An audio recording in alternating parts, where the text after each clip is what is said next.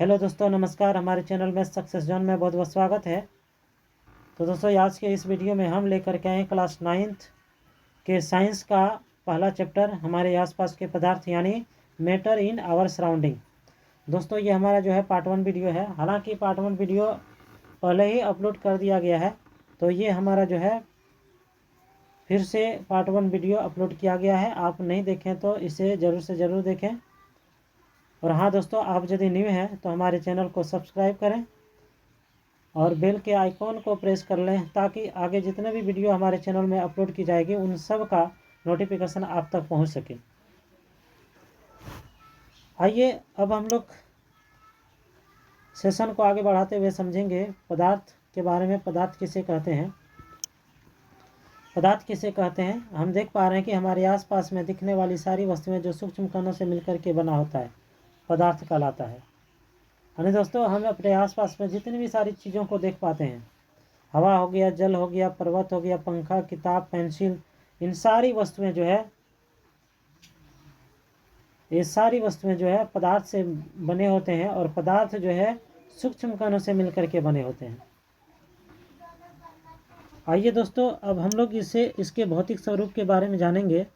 सबसे पहले हमने एक बीकर लिया। बीकर में जल डाला गया। जिसमें जल के अणु कण आप देख पा रहे हैं, जिससे गोल गोल है, ये जल के कण है। अब इसी जल के कण में जो है, कणों के बीच में जो है लवण डाला जाता है। 1 चम्मच लवण डाला जाता है, तो और अच्छी तरह से मिला दिया जाता है। तो अब इसमें क्या पाते हैं? अब इसमें हम लोग पाते हैं, मान लीजिए ये हमारा जो है जल के अणु था, जल के कण था, जल के कण। अब इसमें जो है लवण डाला गया। जब इसमें लवण डाला गया तो लवण जो है जल के कणों के बीच में जो रिक्त स्थान होता है उसमें क्या हो गया, वे समावेशित हो गया। तो हम कह सकते हैं पदार्थ के कण जो है, एक पदार्थ के कण जो है दूसरे पदार्थ के कणों के बीच में जो है, बीच के जो रिक्त स्थान होते हैं उसमें समावेशित हो जाते हैं। आइए हम लोग पदार्थ के कण की विशेषताओं के बारे में जानेंगे कि पदार्थ के कण जो है सूक्ष्म होते हैं। यानी मान लिया दोस्तों, पदार्थ के कण किसे कहते हैं, ये बात हमें जानना है। सबसे पहले हम लेते हैं एक पदार्थ, यानी पत्थर लिया मान लीजिए, या हमने एक चौक लिया। अब इस चौक को हमने टुकड़े टुकड़े में परिवर्तित कर दिया। हमने टुकड़े टुकड़े में क्या किया, परिवर्तित कर दिया। अब इन टुकड़ों को भी और छोटे छोटे टुकड़ों में परिवर्तित कर दिया। अब इन टुकड़ों को और छोटे छोटे टुकड़ों में परिवर्तित कर दिया। और अंततः आपको एक ऐसा टुकड़े मिलेगा दोस्तों, जिन्हें और अधिक टुकड़े में परिवर्तित करना कठिनाई हो जाएगी। तो आप समझ पा रहे हैं कि इनका जो है सबसे छोटा टुकड़ा, जिन्हें हम और अत्यधिक छोटे टुकड़ों में परिवर्तित नहीं कर पाएंगे, उन्हें ही हम लोग कण कहते हैं। और ये कण जो है बहुत छोटे होते हैं, अत्यंत छोटे होते हैं। आइए पदार्थ के कण के बीच की रिक्त स्थान के बारे में जानेंगे। जैसे लिखा हुआ है, पदार्थ के कणों के बीच रिक्त स्थान हुआ करता है। अभी हमने थोड़ी देर पहले ही समझा। मान लिया जाए ये हमारा क्या है, बीकर है। इसमें जल के कुछ कण हैं। अब जल के कण है, अब देख पा रहे हैं इसमें रिक्त स्थान भी मौजूद है। रिक्त स्थान आपको दिखाई पड़ रहे हैं दोस्तों, ये सारे जो है रिक्त स्थान है। अब क्या हो जाते हैं, जैसे ही हमने इसमें थोड़ा सा नमक मिलाया, पहले जो है जल डाले तो उसका लेवल इतना था। अब इसमें जब नमक डाल देते हैं तो नमक क्या हुआ, नमक नीचे जा कर के बैठ जाते हैं। और उस दौरान क्या हो जाते हैं, बीकर में लेवल जो है, पदार्थों का लेवल बढ़ जाता है। मान लीजिए यहाँ तक आ जाता है, लेवल बढ़ जाता है। जब हम नमक डालते हैं तो उसमें लेवल बढ़ जाता है। अब इसको जब हम अच्छी तरह से मिला देते हैं, हिला के मिला देते हैं, तब क्या हो जाते हैं, वह लेवल पुनः जो है पहले के लेवल को प्राप्त कर लेता है। यानी जल का जो प्रथम स्तर था उस स्तर पर आ जाता है। तो इसमें हम क्या पाते हैं, इसमें हम पाते हैं कि नमक के जो कण था वो जल के कणों के साथ क्या हो गया, समावेशित हो गया। यानी समावेशित होना दोस्तों, कणों के बीच में रिक्त स्थान होना। आइए, पदार्थ के कण जो है निरंतर गतिशील होते हैं। जैसे हम पाते हैं कि पदार्थ के कण निरंतर गतिशील होते हैं, मतलब आप देख पा रहे हैं, मान लीजिए द्रव को हमने यहाँ पर रखा, जल को रखा, तो ये जल जो होते हैं ये बह जाते हैं, बह करके क्या हो जाते हैं, यहाँ पर आ जाते हैं, या इससे आगे चले भी जा सकते हैं, या और इधर उधर भी जा सकते हैं। तो इसमें हम क्या पा रहे हैं, इसमें हम यही पा रहे हैं जो पदार्थ के कण जो है निरंतर गतिशील हो जाते हैं, और ये पदार्थ के कण एक दूसरे को आकर्षित करते हैं। इसका मतलब दोस्तों, मान लिया जाए एक नल है, एक नल से जो है पानी की धारा बह रही है, ये मान लीजिए पानी की धारा बह रही है, तो आप इसे जो है चाकू से या उंगली से इसे काटने का प्रयास करिए, तो क्या ये कटेंगे? नहीं, क्योंकि इसमें जो है जल के जो कण होते हैं एक दूसरे से जुड़े रहते हैं, वे आकर्षित होते हैं एक दूसरे से। आप उसे काटना चाहेंगे तो वे नहीं कटेंगे। तो इससे पता चलता है कि पदार्थ के कण एक दूसरे को क्या करते हैं, आकर्षित करते हैं। आइए पदार्थ के अवस्थाओं के बारे में जानेंगे। पहला है ठोस, फिर द्रव, फिर गैस। बारीकी से हम लोग समझेंगे। ठोस अवस्था के बारे में सबसे पहले जानेंगे। सॉरी दोस्तों, यहाँ पर अवस्था होगी, अवस्था होगी। आइए आकार के बारे में जानेंगे, ठोस के आकार के बारे में जानेंगे। तो ठोस के आकार जो होते हैं वो निश्चित होते हैं। वो कैसे? मान लिया जाए आपके पास एक टेबल है, आपने क्या किया, टेबल में जो है एक गोलाकार पत्थर रख दिया। जब हमने इस पत्थर को टेबल पर रखा, अब इस टेबल से उठा करके हम क्या किए, उस पत्थर को चेयर पर रख दिया, या किसी और या दूसरे जगह पर भी हम रख सकते हैं। तो हम क्या पाते हैं कि पत्थर जो हमने टेबल पर रखा तो वे गोलाकार थे, अब उसे उठा करके हम चेयर पर रख दिए तो वहाँ पर भी क्या हो रहा, गोलाकार ही रहा। या किसी और जगह भी यदि हम उठा करके रखेंगे, जहाँ जहाँ मन करे वहाँ वहाँ आप उठा करके रख के देख लीजिए, तो उनके आकार में जो है कोई परिवर्तन नहीं होगा। ऐसा कभी नहीं होगा दोस्तों कि टेबल पर था तो गोलाकार था, उसे उठा करके जब चेयर पर रख दिया तो वे लंबाकार हो गया, या उसे उठा करके किसी दूसरे पात्र में रख दिया जाए तो वे वर्गाकार हो गया। यानी दोस्तों ऐसा नहीं होता है, वे अपने आकार में परिवर्तन नहीं करते हैं। चाहे जो भी ठोस हो, वे जिस आकार में रहते हैं, आप उसे जहाँ चाहे मन करे रख लो, उसके आकार में कोई परिवर्तन नहीं होता है। वे वर्गाकार हैं तो वर्गाकार ही रहेंगे हर जगह, गोलाकार हैं तो गोलाकार ही रहेंगे हर जगह, या फिर जैसे भी हैं वैसे ही अपने आकार को धारण किए हुए हर जगह रहते हैं। तो इससे पता चलता है कि ठोस का जो आकार होता है वे निश्चित होते हैं। यहाँ पर आकार का जो है मिस टाइपिंग हुआ है दोस्तों, आकार सुधार लीजिएगा आप लोग। आयतन की बात करेंगे तो इनके आयतन में कोई बदलाव नहीं होता है, चाहे टेबल पर रख लीजिए, चाहे कुर्सी पर रख लीजिए, चाहे और कहीं किसी बर्तन में भी रख करके देख लीजिए, उसका जो आयतन टेबल पर था वही आयतन कुर्सी पर भी होगा, वही आयतन उसका हर जगह भी होगा। तो हम कह सकते हैं कि ठोस का जो है आयतन भी निश्चित होता है। संपीड़ितता की बात करेंगे तो नगण्य होती है, यानी किसी भी ठोस को यदि हम दबाना चाहेंगे तो वे नहीं दबेंगे, यानी उनमें संपीड़ितता का गुण नहीं होता है, बहुत कम होता है, नगण्य के बराबर होता है।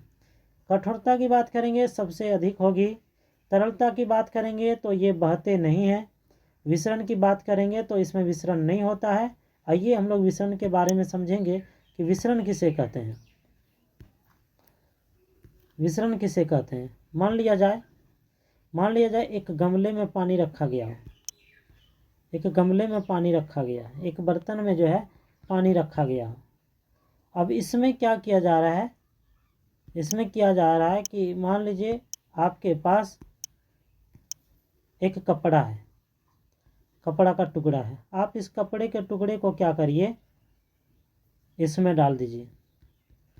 तो क्या होगा दोस्तों, पानी का जो कण था वे उस कपड़े में क्या हो जाएंगे, समावेशित हो जाएंगे, यानी सारा पानी जो है उस कपड़े में क्या हो जाएंगे, समावेशित हो जाएंगे।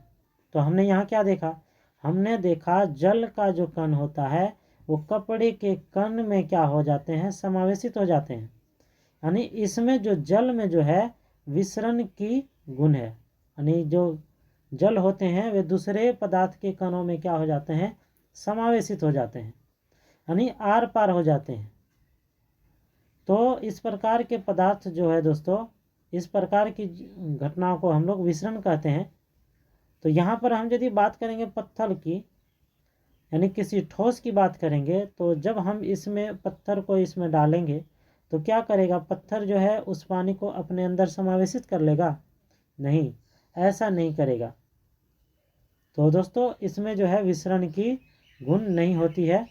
अब हम लोग समझेंगे तापमान का प्रभाव, यानी किसी भी ठोस को उसके गलनांक तक यदि गर्म करेंगे तो वे क्या हो जाएंगे, द्रव में परिवर्तित हो जाएंगे। कणों की स्थिति की बात करेंगे तो आप देख पा रहे हैं ठोस के कण जो होते हैं बहुत पास पास में होते हैं, बहुत पास पास में होते हैं। आप देख पा रहे हैं यहाँ फिगर में दोस्तों, इसके कण जो होते हैं बहुत पास पास में होते हैं, बहुत नज़दीक में होते हैं। यही वजह होता है कि इसमें रिक्त स्थान जो है बहुत कम होते हैं, और बहुत कम रिक्त स्थान होने का कारण है उसका आकर्षण बल। इसमें आकर्षण बल बहुत ज़्यादा होती है, इसलिए जो है इसके पदार्थ के जो कण होते हैं वो पास पास में होते हैं और रिक्त स्थान बहुत कम होता है। आइए हम लोग द्रव अवस्था के बारे में जानेंगे। इसके आकार के बारे में यदि बात करेंगे हम, इसमें भी आकार मिसटाइपिंग हुआ है तो आप इसको सुधार लें, आकार होगा। तो इस द्रव की जो आकार होती है वो अनिश्चित होती है। जैसे हम बात करेंगे, मान लीजिए किसी बाल्टी में पानी रखा हुआ है, तो वे पानी जो है बाल्टी के आकार में है। अब उसे उठा करके हम बड़े से गमले में रख दिया तो वे पानी जो है गमले का आकार ले लिया, या इसे कहीं और दूसरे जगह में रख दीजिए, किसी दूसरे बर्तन में रख दीजिए, दूसरे पात्र में रख दीजिए, तो आप क्या पाएंगे, आप पाएंगे कि पानी जो है उस पात्र का आकार ले लिया है। बाल्टी में था तो बाल्टी के आकार का था, अब उसे हमने उठा करके गमले में रख दिया तो गमले का आकार ले लिया। हमने उसे उठा करके या किसी दूसरे बर्तन में रख दिया तो उसके आकार ले लिया। तो दोस्तों इसका आकार जो है बदलते रहता है अपने पात्र के अनुसार, अपने बर्तन के अनुसार। तो हम कह सकते हैं द्रव के जो है आकार की बात करेंगे तो अनिश्चित होती है, वे अपने पात्र के अनुसार बदलते रहते हैं। आयतन की बात करेंगे तो वे निश्चित होते हैं, यानी बाल्टी में जितनी पानी थी आप उसको जब गमले में रख दिया जाता है तो पानी उतनी ही रहती है। ऐसा नहीं होता है कि यहाँ बाल्टी में कम पानी था तो गमले में रख देने से डबल हो गया या थोड़ा ज़्यादा हो गया, ऐसा नहीं होता है। यहाँ जितने ही पानी था उतने क्या हुआ, गमले में भी रहा, या आप यहाँ से उठा करके किसी दूसरे बर्तन में रख दिया तो वहाँ भी पानी का जो आयतन होगा उतने ही रहेगा। संपीड़िता की बात करेंगे, इसमें संपीड़िता जो है मिसटाइपिंग हुआ है, इसमें दीर्घ इकार होगा। संपीड़िता की बात करेंगे तो दोस्तों तरल होता है। कठोरता की बात करेंगे, ये कठोर नहीं होते हैं, द्रव जो है कठोर नहीं होते हैं, उसमें हम उंगली या चाकू आसानी से चला सकते हैं। आइए तरलता की बात करेंगे तो ये जो है उच्च तल से निम्न तल की ओर बहते हैं, यानी दोस्तों इनका जो बहाव होता है वो उच्च तल से निम्न तल की ओर होता है। मान लीजिए ये है तुम्हारा उच्च तल, ये निम्न तल। यदि हमने किसी द्रव को रख दिया यहाँ पर तो इनका बहाव जो है नीचे यानी निम्न तल की ओर होने लगता है, निम्न तल की ओर होने लगता है। इसके विसरण की बात करेंगे तो विसरण जो होता है गैस की तुलना में कम होता है, लेकिन ठोस की अपेक्षा में थोड़ा ज़्यादा होता है। तापमान का प्रभाव इस पर जो होता है, यानी द्रव क्वथनांक तक गर्म करने पर गैस में परिवर्तित होने लगते हैं। कणों की स्थिति करेंगे, अब बात करेंगे तो ये थोड़ा दूर दूर में होंगे। आप देखे थे कि ठोस के जो कण होते हैं वो बहुत पास पास में होते हैं, ये बहुत पास पास में होते हैं, और यही वजह होता है इनमें जो रिक्त स्थान होती है वो बहुत कम होती है, आकर्षण बल इसमें जो होते हैं बहुत ज़्यादा होती है। और आप यदि द्रव की बात करेंगे तो द्रव में देख पा रहे हैं कि इसमें जो है इसके जो पदार्थ के कण जो होते हैं थोड़े से दूर दूर में होते हैं और रिक्त स्थान जो है ज़्यादा होते हैं। और आकर्षण बल की बात करेंगे तो थोड़ा सा कम होगा। किसकी अपेक्षा में? ठोस की अपेक्षा में थोड़ा सा कम होगा। आइए हम लोग गैसीय अवस्था के बारे में जानेंगे। इसमें भी आकार का जो है मिसटाइपिंग हुआ है, यानी आकार होगा। तो इसकी आकार जो है अनिश्चित होगी।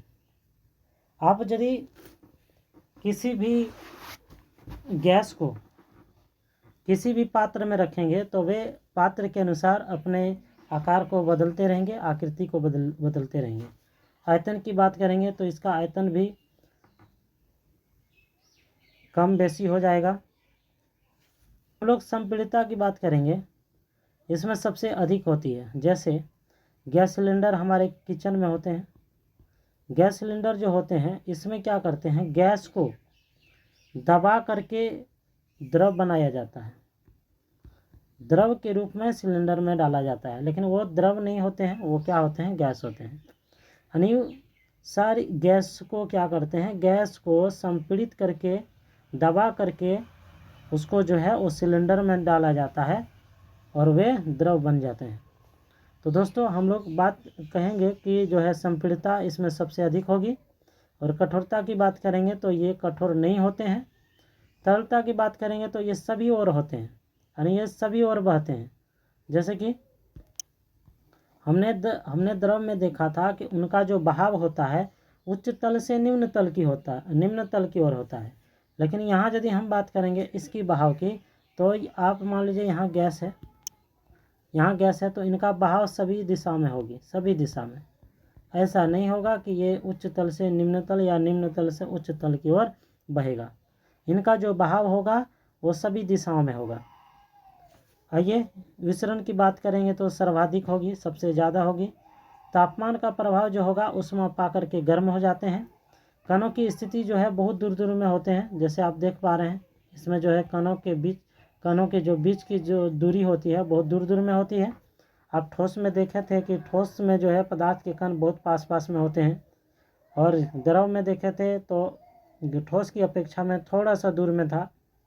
और गैस में देख रहे हैं तो इसमें पदार्थ के कण जो है बहुत दूर दूर में है।